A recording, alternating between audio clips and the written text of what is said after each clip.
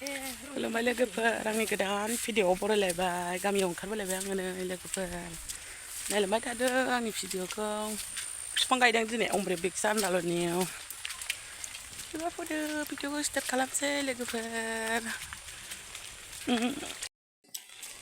video' खालामला बेखौ दंफां फुलि गायनाया खेबना होदों लोगोफोर बेखौ खेबनो फैदोंलै आङो नै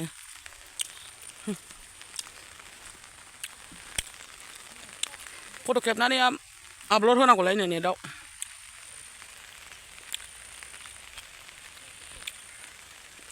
थानाय नायदो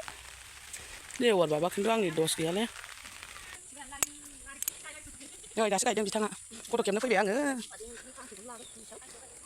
दासो गायदों नै फैसा मोनैनि रागा जोंदों सरखारनाव माबा हरनांसिगोन नालाय महागनि बिफाङानो जोगाथोंसोबा नै जोंहा भिडिअ खालामलायबाय बिफां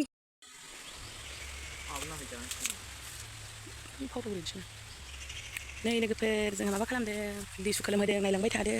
लिसु खोलोम होनाया माबायदि नै दै सायख'ना लाग्रोबाय सायख'ना लाजोबग्रोनांगौ बिगुरखौ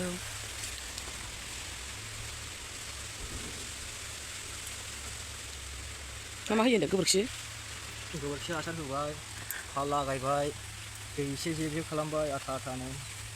बिनि उनाव थाब रज'नायनि मुलि पाउडार सारना होगोन होनबा रोदाया थाब रज'सिगोन जा साइज खाबाय नै एकदम फारफोरनो बिदि फागि गिदिरसो होबाय एसे साइज दानस'जागोन साइजखौसो होनांगौथ' मोनबेसे जाखो लोगो मोनसे आइयाव मोनसे बैनाय बुरजा खालामथारबायहाय देनां नांगौबा बायनोबा खोन्थाहर फानगोन बिथाङा बबाव मोनबोनाय मुलिखौलाय सोर खोन्थानाय नोंनो सोर खोन्थानाय खोन्थानांलायगौ मेरला दङ बे मुलिखौ होबा थाब थाब रज'यो रोदाया एसे साबसिन जायो नै डिरेक्स जिखुनु गायनायाव जायो नामा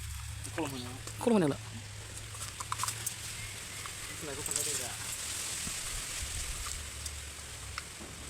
माबा बायदिसो हालदै बायदि माबा बायदि सुनै बायदिसो रोदाया थाब रज'सिगोन दा